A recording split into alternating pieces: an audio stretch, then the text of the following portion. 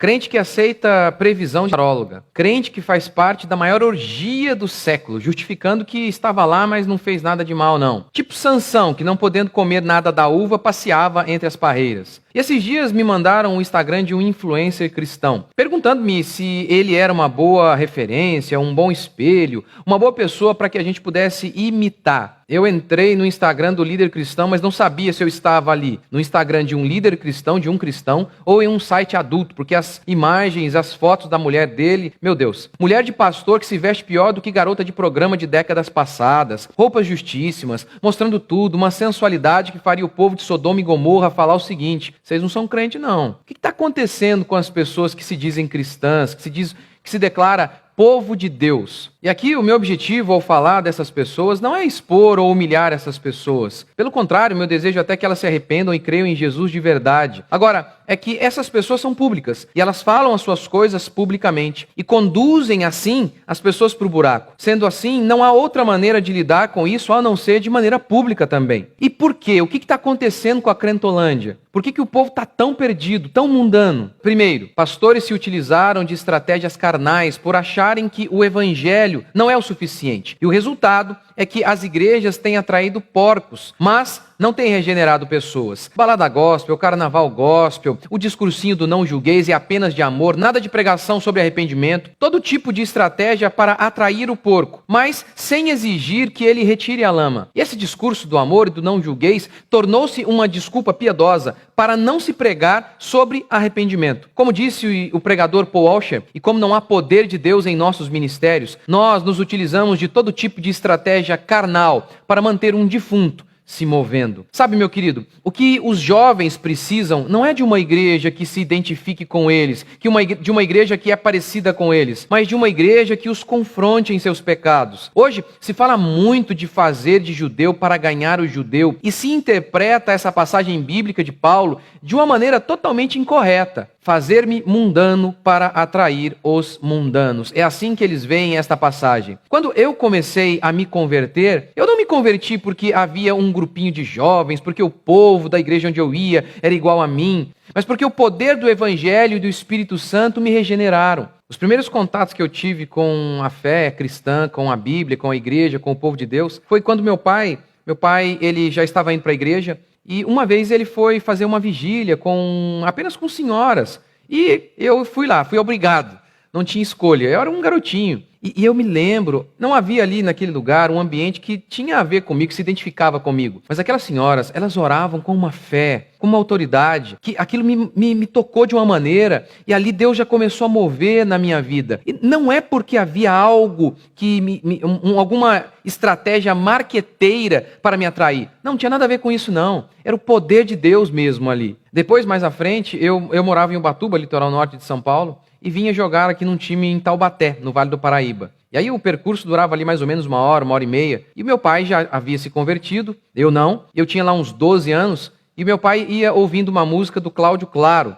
A música, a letra é mais ou menos assim: Cristo levou sobre si as nossas dores. E a música não tinha nada a ver comigo. A melodia de forma alguma me atraía, os instrumentos, o estilo musical, não tinha nada a ver comigo. Mas eu costumava ir dormindo, meu pai dizia, olha, vai descansando aí porque você vai jogar depois. E eu costumava ir dormindo, ou às vezes assim, tentando dormir. E aquela música, aquela letra, ele levou sobre si, que a canção é exatamente Isaías 53, falando que nós somos pecadores, mas Cristo Jesus morreu na cruz para levar as nossas culpas. Aquilo mexia comigo de uma maneira tão poderosa. E por que aquilo mexia comigo? Porque era um marketing? Não, aquilo não tinha nada a ver comigo. A melodia, como eu disse, mas a letra era a palavra de Deus me tocando. Você se lembra de João Batista? Ele seguia o fiz-me mundano para atrair os mundanos? João Batista vestia pele de camelo, comia gafanhoto e morava no deserto. Se a identificação que o evangelho pede tem a ver com esse marketing, João era um completo fracasso. E ele pregava assim: raça de víboras, quem vos induziu a fugir da ira vindoura? Produzi, pois, frutos dignos de arrependimento. E aí, qual foi o resultado disso tudo, dessa pregação? Um avivamento.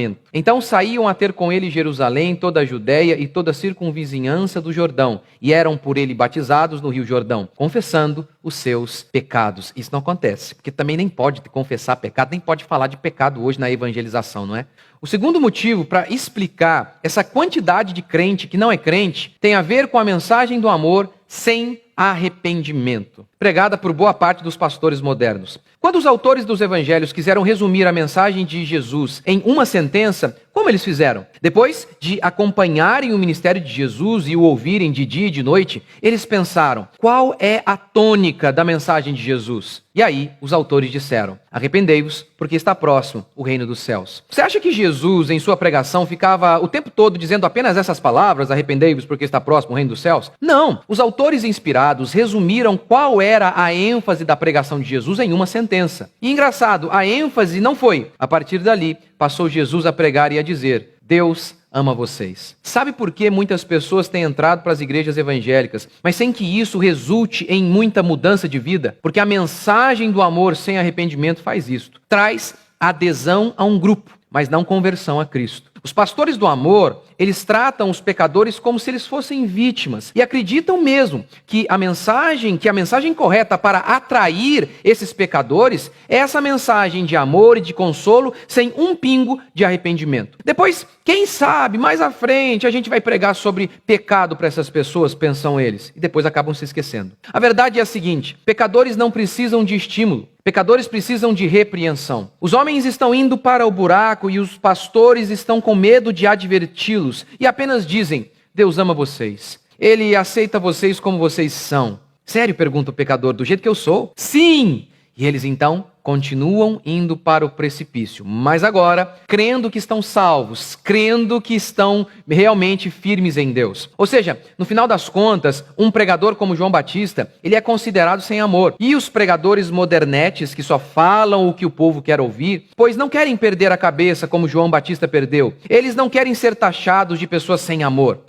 O diabo vem como anjo de luz, como diz Paulo. Não há nada mais amoroso do que fazer o que Jesus, João Batista e todos os servos de Deus genuínos fizeram ao longo da história. Olhar para a multidão de pessoas que estão em pecado e dizer a elas: vocês pensam que vocês podem fugir da ira vindoura? O reino de Deus está próximo. O dia de acertarmos contas com Deus se aproxima. Portanto, há sim esperança, há sim misericórdia e perdão para todos aqueles que creem em Cristo Jesus. Se vocês se arrependerem, se vocês crerem em Cristo Jesus, não há nada que Jesus Cristo não possa fazer. Não há pecado tão fundo, não há poço tão fundo que você tenha ido, que Deus não possa mudar a sua vida. Esta é a mensagem do Evangelho, que leva o povo a crer. E esta fé genuína leva o povo a se arrepender. Portanto, arrependam-se, busquem a Cristo enquanto é possível.